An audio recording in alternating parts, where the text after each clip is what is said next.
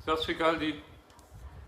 ਤੁਹਾਡੇ ਸਾਰਿਆਂ ਦੀ ਚੜ੍ਹਦੀ ਕਲਾ ਦੀ ਅਰਦਾਸ ਕਰਦੇ ਹੋਏ ਸਭ ਤੋਂ ਪਹਿਲਾਂ ਤਾਂ ਅੱਜ ਦੀਪ ਭਾਜੀ ਦੀ ਜ਼ਮਾਨਤ ਦੇ ਆਰਡਰ, ਰਿਹਾਈ ਦੇ ਆਰਡਰ ਹੋਣੇ ਸੀਗੇ, ਲੇਕਿਨ ਵਜ੍ਹਾ ਪਤਾ ਨਹੀਂ। ਲੇਕਿਨ ਕੋਰਟ ਨੇ ਕੱਲ ਵਾਸਤੇ ਟਾਲ ਦਿੱਤਾ ਕਿ ਕੱਲ ਹੋਏਗਾ। ਜਿੱਦਾਂ ਪੁਰਾਣਾ ਕੇਸ ਸੀਗਾ ਉਸ ਦੇ ਵਿੱਚ ਲਗਾਤਾਰ 3-4 ਡੇਟਾਂ ਜਿਹੀਆਂ ਪਾਤੀਆਂ ਸੀਗੀਆਂ, ਪਰ ਉਸ ਦੇ ਵਿੱਚ ਕਦੀ ਜੱਜ ਛੁੱਟੀ ਤੇ ਸੀ, ਕਦੀ ਕੁਝ ਸੀਗਾ। ਅੱਜ ਪਤਾ ਨਹੀਂ, ਮੈਂ ਮੇਰੀ ਗੱਲ ਸਿਮਰ ਭਾਈ ਨਾਲ ਹੋਈ ਸੀ। ਸਿਮਰ ਭਾਜੀ ਨੇ ਦੱਸਿਆ ਕਿ ਇੱਦਾਂ ਕੱਲ ਦੀ ਡੇਟ ਪਾਤੀ ਹੈ। ਵਜ੍ਹਾ ਮੈਂ ਕਹਿੰਦੇ ਭਾਜੀ ਵਜ੍ਹਾ ਕੁਝ ਨਹੀਂ ਦੱਸੀ, ਬਸ ਕੱਲ ਦੀ ਡੇਟ ਪੈ ਗਈ। ਤੇ ਹੁਣ ਪੂਰੀ ਉਮੀਦ ਹੈ ਕਿ ਕੱਲ ਭਾਜੀ ਬਾਹਰ ਆ ਜਾਣੇ ਚਾਹੀਦੇ, ਰਿਹਾਈ ਦੇ ਆਰਡਰ ਹੋ ਜਾਣੇ ਚਾਹੀਦੇ ਆ। ਤੇ ਦੀਪ ਭਾਈ ਦੀ ਤਾਂ ਆਹੀ ਸੀਗੀ। ਹੁਣ ਕੱਲ ਦੇ ਵਾਸਤੇ ਅਰਦਾਸ ਕਰਿਓ ਕਿ ਭਾਜੀ ਬਾਹਰ ਆ ਜਾਣ ਕੱਲ। ਤੇ ਲਾਸਟ ਲਾਈਵ ਦੇ ਵਿੱਚ ਮੈਂ ਇੱਕ ਗੱਲ ਕਰ ਰਿਹਾ ਸੀਗਾ ਕਿ ਮੇਰੀ ਬੇਟੀ ਮੇਰੇ ਤੋਂ ਪੁੱਛਦੀ ਸੀਗੀ ਕਿ ਕਾਮਰੇਡ ਕੀ ਹੁੰਦੇ ਆ। ਤਾਂ ਵੈਸੇ ਥੋੜਾ ਕੰਟਰੋਵਰਸ਼ੀਅਲ ਜਿਹਾ ਹੈਗਾ। ਮੈਂ 2-3 ਦਿਨ ਸੋਚਦਾ ਰਿਹਾ ਬੋਲਾਂ ਨਾ ਬੋਲਾਂ, ਲੇਕਿਨ ਫਿਰ ਮੈਂ ਕਿਹਾ ਚਲੋ ਬੋਲਿਆ ਸੀਗਾ ਤਾਂ ਬੋਲਦਾ ਹੀ ਹਾਂ। ਔਰ ਮੇਰੇ ਕਿਹਾ 4 ਦਿਨ ਹੋ ਗਏ ਇਸ ਨੂੰ। 4 ਦਿਨ ਪਹਿਲਾਂ ਮੈਂ ਬੋਲਿਆ ਸੀ ਕਿ ਮੈਂ ਥੋੜੀ ਦੇਰ 'ਚ ਕਰਦਾ, ਕੁਝ ਖਾ ਲਵਾਂ, ਪਰ ਪਸੂੜੀਆਂ ਜੀ ਚੱਲੀ ਜਾ ਰਹੀਆਂ ਸੀਗੀਆਂ। ਖੈਰ, ਇਹ ਕੇਸ ਜਿਹੜਾ ਹੁਣੇ ਚੱਲਦਾ ਸੀ, ਇਹ 'ਚ ਦੀਪ ਬਾਈ ਔਰ ਹੋਰ ਵੀ ਬੰਦੇ ਜਿਹੜੇ ਇਸ ਦੇ ਵਿੱਚ ਇਨਵੈਸਟੀਗੇਸ਼ਨ ਵਾਸਤੇ ਬੁਲਾਏ ਹੋਏ ਸੀਗੇ, ਤੇ ਬੜੇ ਸਾਰੇ ਸਾਡੇ ਜਿਹੜੇ ਕਲੋਜ਼ ਦੇ ਬੰਦੇ ਸੀਗੇ ਜੋ ਕਾਮਰੇਡੀ ਸੋਚ ਦੇ ਮਾਲਿਕ ਹੈਗੇ ਆ। ਉਹਨਾਂ ਨੇ ਬਹੁਤ ਉਹਨਾਂ ਦਾ ਇਨਵੋਲਵਮੈਂਟ ਰਿਹਾ। ਖਾਸ ਕਰਕੇ ਅੱਗੇ ਵੱਧ ਕੇ ਉਹਨਾਂ ਨੇ ਇਨਵੋਲਵ ਹੋ ਕੇ ਕ੍ਰਾਈਮ ਬ੍ਰਾਂਚ ਨੂੰ ਬਹੁਤ ਸਾਰੀਆਂ ਚਿੱਠੀਆਂ ਲਿਖੀਆਂ, ਬਹੁਤ ਸਾਰੀਆਂ ਈਮੇਲਾਂ ਲਿਖੀਆਂ, ਜਿਸ ਦੇ ਵਿੱਚ ਕਿ ਬਈ ਇਹ ਬੰਦਿਆਂ ਨੂੰ ਹੋਰ ਜ਼ਿਆਦਾ ਫਸਾਇਆ ਜਾ ਸਕੇ। ਇਸ ਤਰ੍ਹਾਂ ਦੇ ਚੀਜ਼ਾਂ, ਉਹ ਬੰਦਿਆਂ ਦੇ ਨਾਮ ਵੀ ਵਕਤ ਆਉਣ 'ਤੇ ਆਪਾਂ ਦੱਸਾਂਗੇ। ਸਾਨੂੰ ਤਾਂ ਪਤਾ ਚੱਲ ਹੀ ਗਏ ਸੀਗੇ ਕਿ ਕੌਣ ਬੰਦੇ ਹੈ, ਕਿਹੜੇ ਬੰਦੇ ਨੇ, ਤੇ ਕੀ ਉਹਨਾਂ ਨੇ ਮੇਲਾਂ ਕੀਤੀਆਂ। ਖੈਰ, ਇਹ ਸਾਰਿਆਂ ਨੂੰ ਬੜੇ ਕਲੋਜ਼ ਤੋਂ ਦੇਖਣ ਤੋਂ ਬਾਅਦ ਮੈਨੂੰ ਪਹਿਲਾਂ ਇਹਨਾਂ ਕਾਮਰੇਡ ਸੋਚ ਕੀ ਹੁੰਦੀ ਹੈ ਇਹਨਾਂ ਜ਼ਿਆਦਾ ਨਹੀਂ ਪਤਾ ਸੀਗਾ। ਪਰ ਕਾਮਰੇਡ ਸੋਚ ਹੁੰਦੀ ਕੀ ਹੈ? ਕਾਮਰੇਡ ਸੋਚ ਜਦੋਂ ਸ਼ੁਰੂ ਹੋਏ ਹੋਣੇ, ਕੋਈ ਵੀ ਚੀਜ਼, ਕੋਈ ਵੀ ਆਈਡੀਓਲੋਜੀ ਜਦੋਂ ਸ਼ੁਰੂ ਹੁੰਦੀ ਹੈ ਤਾਂ ਸ਼ੁਰੂ ਵਿੱਚ ਮੇਰੇ ਖਿਆਲ ਨਾਲ ਚੰਗੀ ਇੱਕ ਚੀਜ਼ ਤੋਂ ਸ਼ੁਰੂ ਹੁੰਦੀ, ਲੇਕਿਨ ਅੱਗੇ ਜਾ ਕੇ ਉਹ ਪੋਲਿਊਟਡ ਹੋ ਜਾਂਦੀ ਹੈ ਤਾਂ ਉਹਦੇ ਵਿੱਚ ਬਹੁਤ ਸਾਰੇ ਨੁਕਸ ਆ ਜਾਂਦੇ ਆ। ਜਿੱਦਾਂ BJP RSS ਜਿਹੜੀ ਹੈਗੀ ਹੈ ਉਹ ਇੱਕ ਆਈਡੀਓਲੋਜੀ 'ਤੇ ਚੱਲਦੀ ਹੈ, ਹਿੰਦੂ ਰਾਸ਼ਟਰ ਦੇ ਆਈਡੀਓਲੋਜੀ 'ਤੇ ਚੱਲਦੀ ਹੈ। ਹਿੰਦੂ ਰਾਸ਼ਟਰ ਸ਼ੁਰੂਆਤ ਤਾਂ ਰਾਮ ਰਾਜ ਤੋਂ ਹੋਇਆ ਹੋਣਾ, ਪਰ ਅੱਗੇ ਜਾ ਕੇ ਉਹ ਹਿੰਦੂ ਰਾਸ਼ਟਰ ਵਿੱਚ ਕਨਵਰਟ ਹੋ ਗਿਆ। ਹਿੰਦੂ ਰਾਸ਼ਟਰ ਮੋਟੇ ਤੌਰ 'ਤੇ ਕੀ ਹੁੰਦਾ, ਤੇ ਦੱਸ ਦਿਆਂ ਕਿ ਅਗਰ ਤੁਸੀਂ RSS ਦੀ ਕਿਤਾਬ ਪੜ੍ਹੋ ਤੇ ਉਸ ਦੇ ਹਿਸਾਬ ਦੇ ਨਾਲ ਦੇਸ਼ ਨੂੰ, ਸਮਾਜ ਨੂੰ ਉੱਚੀਆਂ ਜਾਤੀਆਂ, ਵਿਚਲੀਆਂ ਜਾਤੀਆਂ ਤੇ ਨਿਚਲੀਆਂ ਜਾਤੀਆਂ ਦੇ ਵਿੱਚ ਉਸ ਨੂੰ ਤਬਦੀਲ ਕਰ ਦਿੱਤਾ ਜਾਏਗਾ। ਤੇ ਉਚਲੀ ਜਾਤੀ, ਜਿਹੜੇ ਉੱਚ ਜਾਤੀ ਦੇ ਲੋਕ ਹੈਗੇ ਨੇ, ਉਹ ਨਿਚਲੀ ਜਾਤੀ ਦੇ ਲੋਕਾਂ ਦਾ ਮਰਡਰ ਵੀ ਕਰ ਸਕਦੇ ਆ ਤੇ ਉਹਨਾਂ ਨੂੰ ਸਜ਼ਾ ਨਹੀਂ ਹੋਏਗੀ। ਇੱਕ ਗੱਲ ਹੈ, ਬਾਕੀ ਤੁਸੀਂ ਆਪ ਗੂਗਲ ਕਰਿਓ ਤੇ ਉਸ ਦੇ ਵਿੱਚ ਹੋਰ ਵੀ ਬੜੀ ਸਾਰੀ ਚੀਜ਼ਾਂ ਜਿਸ ਕਰਕੇ ਬਹੁਤ ਸਾਰੇ ਲੋਕ ਹਿੰਦੂ ਰਾਸ਼ਟਰ ਦੀ ਮੁਖਾਲਫਤ ਵੀ ਕਰਦੇ ਆ। ਸ਼ੁਰੂ ਤਾਂ ਉਹ ਰਾਮ ਰਾਜ ਤੋਂ ਹੋਇਆ ਹੋਣਾ ਕਿ ਬਈ ਐਸਾ ਰਾਜ ਜਿਹਦੇ ਵਿੱਚ ਸਾਰੇ ਬਰਾਬਰ ਹੋਣ, ਜਿਸ ਦਾ ਵਿੱਚ ਮਤਲਬ ਰਾਮ ਦਾ ਹੀ ਰਾਜ ਹੋਵੇ, ਭਗਵਾਨ ਦਾ ਹੀ ਰਾਜ ਹੋਵੇ। ਤੇ ਭਗਵਾਨ ਤਾਂ ਕਾਣੀ ਅੱਖੀ ਨਹੀਂ ਵੇਖੇਗਾ ਨਾ, ਫਿਰ ਉਹ ਸਭ ਨੂੰ ਇੱਕ ਜਿਵੇਂ ਦਾ ਇਨਸਾਫ ਦੇਵੇਗਾ, ਹੱਕ ਦੇਵੇਗਾ। ਤੇ ਰਾਮ ਰਾਜ ਤੋਂ ਸ਼ੁਰੂ ਹੁੰਦਾ, ਹਿੰਦੂ ਰਾਜ ਤੇ ਪਹੁੰਚ ਗਈ ਗੱਲ। ਉਸੇ ਤਰ੍ਹਾਂ ਨਾਲ ਕਾਮਰੇਡ ਸੋਚ ਸ਼ੁਰੂ ਤਾਂ ਕਿਤੋਂ ਮਾਰਕਸਵਾਦ ਤੋਂ ਹੁੰਦੇ ਹੋਏ ਪਤਾ ਨਹੀਂ ਕਿੱਥੋਂ ਸ਼ੁਰੂ ਹੋਈ ਹੋਣੀ ਤੇ ਕਿੱਥੇ ਪਹੁੰਚੀ ਹੋਈ ਹੈ। ਮੋਟੇ ਤੌਰ 'ਤੇ ਕਾਮਰੇਡ ਜਿਹੜੀ ਸੋਚ ਹੁੰਦੀ ਹੈ ਉਹ ਸਮਾਨਤਾ ਦੀ ਗੱਲ ਕਰਦੀ ਹੈ। ਤੁਸੀਂ ਕਾਮਰੇਡਾਂ ਦੀ ਪੁੱਛੋ ਤਾਂ ਉਹ ਕਹਿੰਦੇ ਸਾਰੇ ਬਰਾਬਰ ਹੋਣੇ ਚਾਹੀਦੇ, ਪਰ ਬਰਾਬਰ ਕਿੱਦਾਂ ਦੇ ਹੋਣੇ ਚਾਹੀਦੇ ਆ? ਐਸੇ ਕਾਮਰੇਡ ਨੂੰ ਪੁੱਛੋ ਜਿਹਦੇ ਕੋਲ ਜ਼ਮੀਨ ਹੀ ਹੈ ਨਹੀਂ, ਤੇ ਉਹ ਕਹਿੰਦਾ ਸਭ ਦੀ ਜ਼ਮੀਨਾਂ ਸਾਰੇ ਸਮਾਜ ਦੇ ਵਿੱਚ ਬਰਾਬਰ ਹੋਣੀ ਚਾਹੀਦੀਆਂ। ਤੇ ਜਿਹਦੇ ਕੋਲ 2 ਕਿੱਲੇ ਜ਼ਮੀਨ ਹੈ ਉਹ ਕਹਿੰਦਾ ਜੀ ਲਿਮਿਟ ਹੋਣੀ ਚਾਹੀਦੀ ਹੈ 2 ਕਿੱਲੇ ਤੋਂ ਵੱਧ ਕਿਸੇ ਕੋਲ ਜ਼ਮੀਨ ਨਹੀਂ ਹੋਣੀ ਚਾਹੀਦੀ। ਤੇ ਮੰਨ ਲਓ ਅਗਰ 2 ਕਿੱਲੇ ਤੋਂ ਵੱਧ ਕਿਸੇ ਦੇ ਕੋਲ ਜ਼ਮੀਨ ਨਾ ਹੋਏ, ਐਸਾ ਲਾਅ ਬਣਾ ਦਿੱਤਾ ਜਾਵੇ ਜਿਹਦੇ ਕੋਲ 10 ਕਿੱਲੇ ਦੀ ਜ਼ਮੀਨ ਹੈ ਉਹ ਮੰਨੇਗਾ, ਉਹ ਵੀ ਕਾਮਰੇਡ ਹੈ। 10 ਕਿੱਲੇ ਵਾਲਾ ਕਾਮਰੇਡ ਕਹਿੰਦਾ ਨਹੀਂ ਨਹੀਂ ਇਹ ਗੱਲ ਸਹੀ ਹੈ, ਸਮਾਨਤਾ ਹੋਣੀ ਚਾਹੀਦੀ ਹੈ, ਲੇਕਿਨ ਜਿਹੜੀ ਲਿਮਿਟ ਹੈ ਨਾ, ਜਿਹੜੀ ਕੈਪ ਰੱਖਣੀ ਹੈਗੀ ਹੈ ਉਹ 10 ਕਿੱਲੇ ਤੇ ਰੱਖਣੀ ਹੈ। ਜ਼ਮੀਨਾਂ ਤਾਂ ਸਾਡੇ ਕਿਸਾਨ ਆਗੂਆਂ ਦੇ ਕੋਲ, ਜਿਹੜੇ ਕਾਮਰੇਡ ਸੋਚਦੇ ਹੈਗੇ ਆ, ਉਹਨਾਂ ਕੋਲ 250-250 ਏਕੜ ਵੀ ਜ਼ਮੀਨਾਂ ਹੈਗੀਆਂ।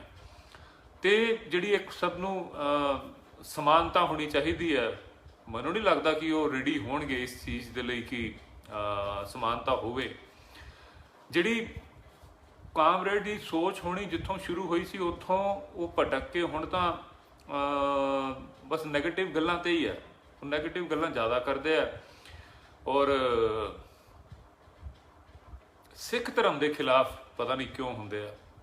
ਤੇ ਅਗਰ ਤੁਸੀਂ ਦੀਪ ਸਿੱਧੂ ਭਾਜੀ ਦਾ ਵੀ ਦੇਖੋ ਤਾਂ ਬਾਕੀ ਦੇ ਲੋਕ ਜਿਹੜੇ ਨੇ ਵਿਰੋਧ ਕਰਦੇ ਆ, ਜਿਹੜੇ ਜ਼ਿਆਦਾ ਕਾਮਰੇਡਾਂ ਨਾਲ ਜ਼ਿਆਦਾ ਪੰਗਾ ਦੱਸਿਆ ਜਾਂਦਾ।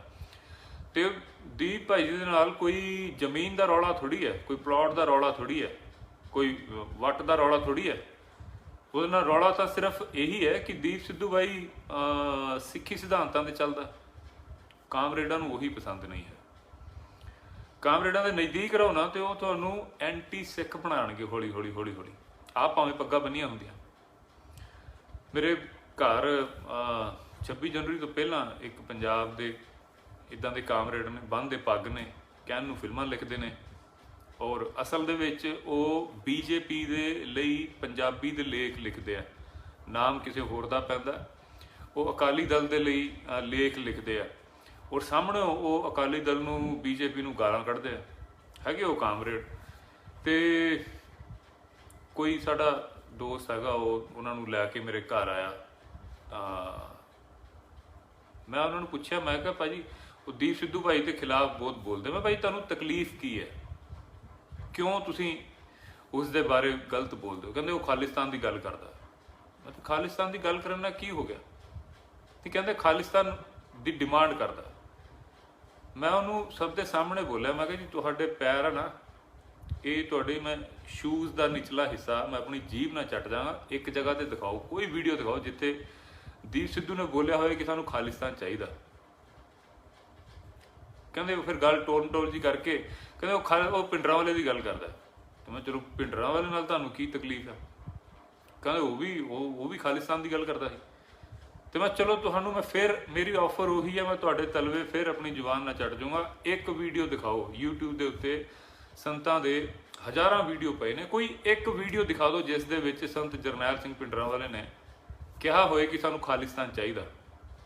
ਕਹਿੰਦੇ ਮੈਂ ਸੁਣਿਆ। ਮੈਂ ਤੁਸੀਂ ਕਿੱਦਾਂ ਸੁਣਿਆ? ਕਹਿੰਦੇ ਜੀ ਫਲਾਣੀ ਐਲਬਮ ਇੱਕ ਹੈਗੀ ਸੀ, ਉਹਦੇ ਵਿੱਚ ਉਹਨਾਂ ਨੇ ਬੋਲਿਆ ਸੀਗਾ। ਮੈਂ ਦਿਖਾਓ। ਮੈਂ ਤੁਹਾਡੇ ਪੈਰ ਸਭ ਦੇ ਸਾਹਮਣੇ ਬੋਲਿਆ, ਮੈਂ ਪੈਰ ਤੁਹਾਡੇ ਚੱਟ ਜਾਊਂਗਾ। ਤੇ ਉਹ ਵੀ ਫਿਰ ਗੱਲ ਟੋਲ ਮਟੋਲ ਜੀ ਕਰ ਗਏ। ਤੇ ਇੱਦਾਂ ਇਹਨਾਂ ਦੇ ਕੋਈ ਬੇਸ ਨਹੀਂ ਹੁੰਦਾ, ਐਂਟੀ ਸਿੱਖ ਗੱਲਾਂ ਕਰੀ ਜਾਂਦੇ ਨੇ। ਤੇ ਦੀਪ ਸਿੱਧੂ ਭਾਜੀ ਦੇ ਨਾਲ ਪ੍ਰੋਬਲਮ ਸਿਰਫ ਇੱਕ ਹੀ ਆ ਕਿ ਉਹ ਸੰਤਾਂ ਦੀ ਆਈਡੀਓਲੋਜੀ ਤੇ ਚੱਲਦਾ ਹੈ, ਸਿੱਖੀ ਸਿਧਾਂਤਾਂ ਦੀ ਗੱਲ ਕਰਦਾ। ਤੇ ਸ਼ਾਇਦ ਸੰਤਾਂ ਦੀ ਜਦੋਂ ਗੱਲ ਕਰਦੇ ਆ ਤਾਂ ਬਹੁਤ ਸਾਰੇ ਜਿਹੜੇ ਲੋਕੀ ਹੈਗੇ ਆ ਜਾਂ ਜਿਹੜੀ ਨਵੀਂ ਜਨਰੇਸ਼ਨ ਹੈਗੀ ਆ ਉਹਨੂੰ ਲੱਗਦਾ ਹੈ ਜਾਂ ਮੀਡੀਆ ਨੇ ਜਿੱਦਾਂ ਭਰਿਆ ਹੋਇਆ ਕਿ ਵੀ ਉਸ ਸਮੇਂ ਜੋ ਇੰਦਰਾ ਸਰਕਾਰ ਨੇ ਦੀ ਮੀਡੀਆ, ਉਸ ਸਮੇਂ ਦੀ ਗੋਦੀ ਮੀਡੀਆ ਸੀ ਨਾ, ਜਿੱਦਾਂ ਹੁਣ ਗੋਦੀ ਮੀਡੀਆ ਹੁਣ ਮੋਦੀ ਸਾਹਿਬ ਚਲਾਉਂਦੇ, ਉਦੋਂ ਇੰਦਰਾ ਗਾਂਧੀ ਚਲਾਉਂਦੀ ਸੀ। ਤੇ ਉਹਨਾਂ ਨੇ ਉਹਨਾਂ ਨੂੰ ਅੱਤਵਾਦੀ ਟਾਈਪ ਜਾਂ ਐਂਟੀ ਹਿੰਦੂ ਦੀ ਉਹ ਦਿੱਤੀ ਹੋਈ ਹੈ, ਇੱਕ ਇਮੇਜ ਦਿੱਤੀ ਹੋਈ ਹੈ। ਸੰਤਾਂ ਦੇ ਬਾਰੇ ਮੈਂ ਉਹਨਾਂ ਦਾ ਫੈਨ ਹੁੰਦਾ ਸੀਗਾ ਕਿਉਂਕਿ ਮੈਂ ਜਦੋਂ ਮੈਨੂੰ ਲੌਜਿਕ ਨਹੀਂ ਲੱਭਦਾ ਸੀ, ਮੈਂ ਉਹਨਾਂ ਦੇ ਬੜੇ ਸਾਰੇ ਵੀਡੀਓਜ਼ ਦੇਖੇ। ਮੈਨੂੰ ਜਦੋਂ ਇੱਕ ਐਂਟੀ ਹਿੰਦੂ ਟਾਈਪ ਉਹਨਾਂ ਦੀ ਜਿੱਦਾਂ ਇਮੇਜ ਹੈਗੀ ਹੈ, ਤੇ ਮੈਂ ਕਈ ਵਾਰੀ ਟਾਈਪ ਕਰਦਾ ਸੀਗਾ ਸੰਤ ਜਰਨੈਲ ਸਿੰਘ ਐਂਟੀ ਹਿੰਦੂ ਸਪੀਚ। ਕੁਛ ਨਹੀਂ ਆਉਂਦਾ, ਕੋਈ ਹੈ ਹੀ ਨਹੀਂ, ਅਗਰ ਹੁੰਦਾ ਤਾਂ ਜ਼ਰੂਰ ਪਿਆ ਹੁੰਦਾ। ਬਲਕਿ ਮੈਨੂੰ ਇਹੋ ਜਿਹੇ ਵੀਡੀਓਜ਼ ਬਹੁਤ ਸਾਰੇ ਮਿਲੇ ਜਿੱਥੇ ਬਹੁਤ ਸਾਰੇ ਹਿੰਦੂ ਭਰਾ ਉਹਨਾਂ ਦੀ ਤਾਰੀਫ ਕਰਦੇ ਪਏ ਆ। ਅੰਮ੍ਰਿਤਸਰ ਦੇ ਵਿੱਚ ਜਿਹੜੀ ਦਰਬਾਰ ਸਾਹਿਬ ਵਾਲੀ ਉਹ ਮੇਨ ਰੋਡ ਹੈਗੀ ਆ, ਉੱਤੇ ਕਈ ਹਿੰਦੂ ਭਰਾਵਾਂ ਦੀ ਦੁਕਾਨਾਂ ਉੱਤੇ ਸੰਤਾਂ ਦੀ ਫੋਟੋ ਲੱਗੀ ਹੋਈ ਆ। ਤੁਸੀਂ YouTube ਤੇ ਵੀ ਦੇਖ ਸਕਦੇ ਹੋ, ਤੁਸੀਂ ਇਦਾਂ ਦਾ ਸਰਚ ਪਾਣਾ ਤੁਹਾਨੂੰ ਮਿਲ ਜਾਏਗੇ। ਫਿਰ ਕਈ ਵੀਡੀਓ ਐਸੇ ਵੀ ਹੈ ਕਿ ਜਿੱਥੇ ਹਿੰਦੂ ਕੁੜੀਆਂ ਵਾਸਤੇ ਉਹਨਾਂ ਨੇ ਸਟੈਂਡ ਲਿਆ, ਹਿੰਦੂ ਕੁੜੀਆਂ ਨੂੰ ਆਪਣੀ ਧੀ ਬਣਾਇਆ। ਦੂਜਾ ਉਹਨਾਂ ਦੀ ਇੱਕ ਗੱਲ ਬੜੀ ਮਸ਼ਹੂਰ ਸੀਗੀ, ਜਿਹੜੀ ਕੁਛ ਵੀ ਹੁੰਦਾ ਕੁੜੀਆਂ ਦੇ ਖਿਲਾਫ ਤਾਂ ਕਈ ਵਾਰੀ ਉਹ ਗੱਲ ਉੱਭਰ ਕੇ ਆ ਜਾਂਦੀ ਹੁੰਦੀ ਹੈ। ਉਹਨਾਂ ਨੇ ਕਿਹਾ ਸੀ ਕਿ ਕੁੜੀ ਭਾਵੇਂ ਹਿੰਦੂ ਦੀ ਹੋਵੇ, ਭਾਵੇਂ ਸਿੱਖ ਦੀ ਹੋਵੇ, ਭਾਵੇਂ ਮੁਸਲਮਾਨ ਦੀ ਹੋਵੇ, ਅਗਰ ਕੋਈ ਉਸ ਦੇ ਨਾਲ ਗਲਤ ਕਰਦਾ ਤੇ ਉਹਨੂੰ ਗੱਡੀ ਚਾੜ ਕੇ ਮੇਰੇ ਕੋਲ ਆ ਜਾਇਓ, ਮੈਂ ਆਪੇ ਸਾਂਭ ਲੂੰ। ਪਰ ਕਿਆ ਗੱਲ ਸੀ, ਉਹਨਾਂ ਨੇ ਇਹ ਨਹੀਂ ਕਿਹਾ ਕਿ ਜੇ ਕੁੜੀ ਸਿੱਖ ਦੀ ਹੋਈ ਤੇ ਹਿੰਦੂ ਦੀ ਹੋਈ ਤੇ ਫਿਰ ਰਹਿਣ ਦੇਣਾ, ਜਾਂ ਮੁਸਲਮਾਨ ਦੀ ਹੋਈ ਤੇ ਫਿਰ ਰਹਿਣ ਦੇਣਾ। ਉਹਨਾਂ ਨੇ ਕਿਹਾ ਕੁੜੀ ਭਾਵੇਂ ਹਿੰਦੂ ਦੀ ਹੋਵੇ, ਭਾਵੇਂ ਸਿੱਖ ਦੀ ਹੋਵੇ, ਭਾਵੇਂ ਮੁਸਲਮਾਨ ਦੀ ਹੋਵੇ, ਉਹਦੇ ਨਾਲ ਅਗਰ ਕੋਈ ਗਲਤ ਕਰੇ ਤੇ ਉਹਨੂੰ ਗੱਡੀ ਚਾੜ ਕੇ ਮੇਰੇ ਕੋਲ ਆ ਜਾਇਓ, ਮੈਂ ਆਪੇ ਸਾਂਭ ਲੂੰ। ਇਹ ਕੋਈ ਮਰਦ ਹੀ ਬੋਲ ਸਕਦਾ। ਏਡੀ ਖੂਬਸੂਰਤ ਗੱਲ ਸੀ, ਕਿਸੇ ਤਰ੍ਹਾਂ ਦਾ ਵਿਤਕਰਾ ਨਹੀਂ ਰੱਖਿਆ। ਫਿਰ ਦੀਪ ਭਾਜੀ ਕਰਕੇ ਮੈਂ ਇਹਨਾਂ ਚੀਜ਼ਾਂ ਦੇ ਹੋਰ ਨੇੜੇ ਹੋਇਆ ਜਦੋਂ, ਤੇ ਮੈਂ ਅਨੰਦਪੁਰ ਸਾਹਿਬ ਦਾ ਮਤਾ ਸਰਸਰੀ ਤੌਰ ਤੇ ਸੁਣਿਆ ਹੋਇਆ ਸੀਗਾ। ਮੈਂ ਜਦੋਂ ਸ਼ੰਭੂ ਮੋਰਚਾ ਲੱਗਿਆ ਉਦੋਂ ਮੈਂ ਇੱਕ ਦਿਨ ਅਨੰਦਪੁਰ ਸਾਹਿਬ ਦਾ ਮਤਾ ਪੜ੍ਹਿਆ।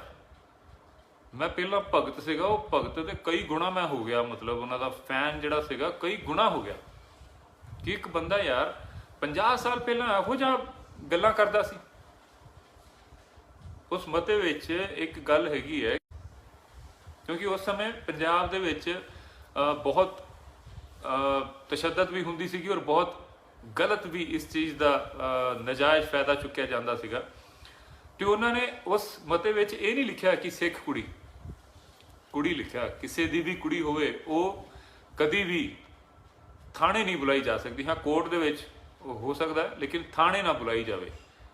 ਸਾਡੇ ਸਮਾਜ ਦੇ ਵਿੱਚ, ਸਾਡੇ ਸਿਸਟਮ ਦੇ ਵਿੱਚ ਇਹ ਇੰਨੀ ਪਿਆਰੀ ਗੱਲ ਸੀਗੀ, ਇੰਨੀ ਵਧੀਆ ਗੱਲ ਸੀਗੀ, ਅੱਜ ਵੀ ਹੋਣੀ ਚਾਹੀਦੀ।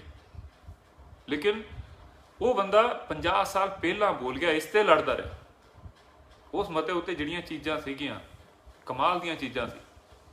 ਮੈਂ ਤਾਂ ਹੁਣੇ ਮੈਂ ਗੱਲ ਕਰਦਾ ਸੀਗਾ ਕਿ ਬੀਜੇਪੀ ਇੱਕ ਆਈਡੀਓਲੋਜੀ ਤੇ ਚੱਲਦੀ ਹੈ, ਤੇ ਜੋ ਸੰਤਾਂ ਦੀ ਆਈਡੀਓਲੋਜੀ ਸੀਗੀ ਜਿਹਦੇ ਤੇ ਦੀਪ ਬਾਈ ਵੀ ਚੱਲਦੇ ਆ, ਉਹਦੇ ਕਰਕੇ ਮੇਰੇ ਵਰਗੇ ਹੋਰ ਕਈ ਲੱਖਾਂ ਕਰੋੜਾਂ ਲੋਕ ਹੋਰ ਐਕਟਿਵ ਹੋ ਗਏ ਹੁਣੇ।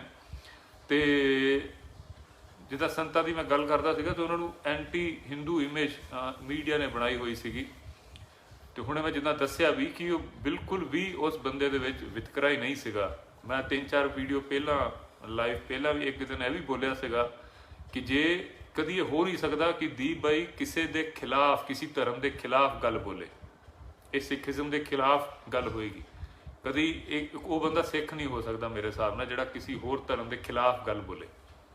ਦੀਪ ਬਾਈ ਇਹ ਗੱਲ ਕਰ ਹੀ ਨਹੀਂ ਸਕਦਾ। ਮੈਂ ਆਪਣੀ ਗੱਲ ਕੀਤੀ ਸੀਗੀ ਕਿ ਮੇਰੇ ਮੂੰਹੋਂ ਕਦੀ ਅਗਰ ਕਿਸੇ ਧਰਮ ਦੇ ਬਾਰੇ ਨੈਗੇਟਿਵ ਜਾਂ ਗਲਤ ਗੱਲ ਨਿਕਲੇ, ਮੇਰੀ ਧੌਣ ਲਾ ਦਿਓ।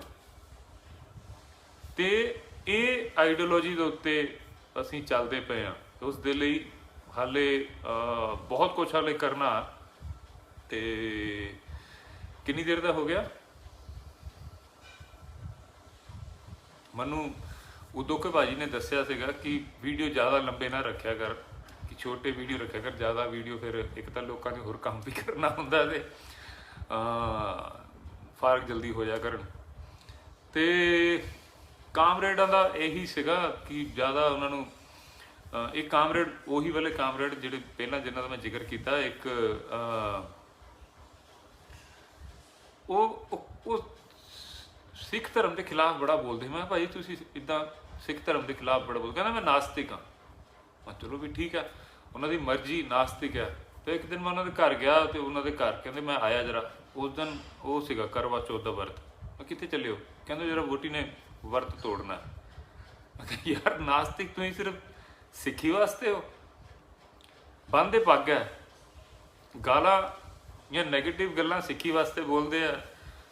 ਵੋਟੀ ਨੇ ਵਰਤ ਕਰਵਾ ਚੌਥ ਦਾ ਰੱਖਿਆ ਹੋਇਆ। ਇਹੋ ਜਿਹੇ ਗੱਲਾਂ ਸਮਝ ਨਹੀਂ ਆਉਂਦੀਆਂ, ਬਾਹਰ ਹੁੰਦੀਆਂ, ਸਮਝ ਤੋਂ ਥੋੜ੍ਹੀਆਂ ਜਿਹੀਆਂ। ਤੇ ਮੇਰੇ ਖਿਆਲ ਜ਼ਿਆਦਾ ਵਕਤ ਮੈਂ ਨਹੀਂ ਲੈਂਦਾ ਤੇ ਐਵੇਂ ਕਿਤੇ ਗੱਲ ਕਰਦੇ ਕਰਦੇ ਮੂੰਹੋਂ ਕੁਛ ਕਾਮਰੇਡਾਂ ਦੇ ਜ਼ਿਆਦਾ ਹੀ ਨਾ ਕੁਛ ਨਿਕਲ ਜਾਵੇ।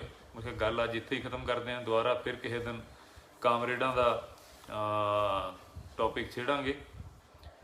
ਸਤਿ ਸ਼੍ਰੀ ਅਕਾਲ ਜੀ।